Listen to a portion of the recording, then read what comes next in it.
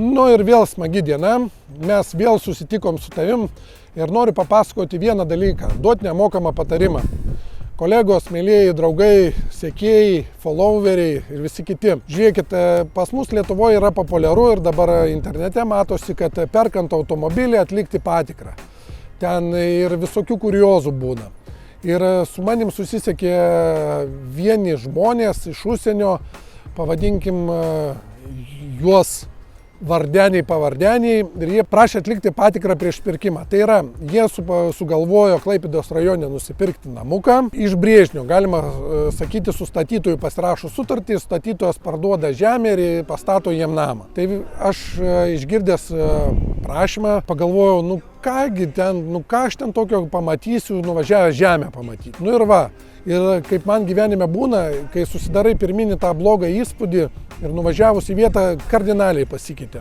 Tai kągi aš pamačiau nuvažiavęs. Nuvažiavus į vietą buvo suorganizuotas susitikimas su statytoju, brokeriu, vardenio pavardenio atstovu ir manimi. Aš buvau tiesiog kaip konsultantas, ne kaip techninis prižiūrėtojas ar statybos vadovas, o tiesiog žmogus, kuris užduoda tam tikrus klausimus. Mes susitikom.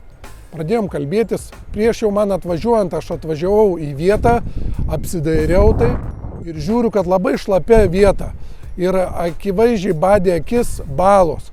Balos, galima sakyti, aukščiau negu pats sklypas. Tai yra pilni grioviai vandens, galėsiu pasidalinti ir nuotrauką.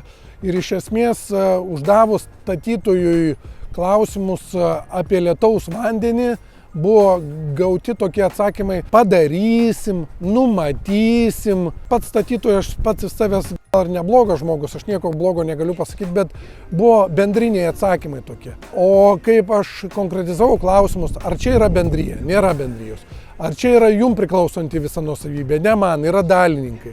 O tai kaip bus, kai dalininkai, ar jūs kalbatės, su kiekvienu individualiai reikės. Ir tai yra užprogramuota, mano akim žiūrint, bėda. Dėl to, kad jeigu iš karto sprendiniai nėra įspręsti, nėra suprojektuota, nėra apibriešta, tai yra juodas darbas, kai reikia atlikti tuos veiksmus paskui. Tai apibendrinant mano teikiamą paslaugą, tai yra prieš pirkiminė patikra esamo būsto, sklypo tikrai, tai mano paslauga buvo atlikta vardeniui pavardeniui tokia. Aš susakiau, ką aš pastebėjau, pliusus, minusus, kokias aš įžvelgiau rizikas, o su tą informacija jisai pats sprendžia, ką daryti. Aš tikrai neprisijėmu atsakomybės sakyti jam, ar pirkti, ar nepirkti namą, palieku tai nuspręsti užsakovui. Plius, dar ką prisiminiau, dar vienas buvo geras aspektas ir žmonės tikrai, nežiūrėkit paviršutiniškai į specifikacijas, pradėjus analizuoti atsiųstą man specifikaciją, iš ko tas namas. Ten vėlgi netitiko A++ keliamų energetinių reikalavimų medžiagiškumas. Uždavus klausimą statytojo, sako, ten ne tą siunčiau, pakeisim ir taip toliau. Tai vėlgi kyla klausimas natūralus, ar čia tikrai ta klaida, ar būtų vardenis pavardenis pastatytas priešais faktą. Tai yra, jisai būtų užtvirtinęs, kad statyti tokiom medžiagom, o paskui būtų jam sakę, taigi tu užtvirtinai, jeigu nori keitimą, damokėk.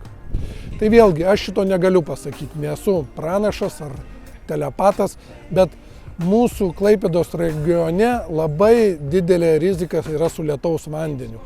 Ir Klaipėdos rajone nėra išspręsta daugelėje vietų lietaus vandens nubėgimai, paviršutinis vanduo labai aukštas. Tai prieš perkant sklypą, prašau atkreipkit, mėlyjeji, dėmesį į paviršinį vandenį ir kur jisai nubėga. Ir jeigu nežinote, kokius klausimus užduoti, ar norite kokių nors įdomesnių klausimų, visada prašome kreiptis. Jūsų paslaugom, jūsų ištikimas tarnas Vytenis.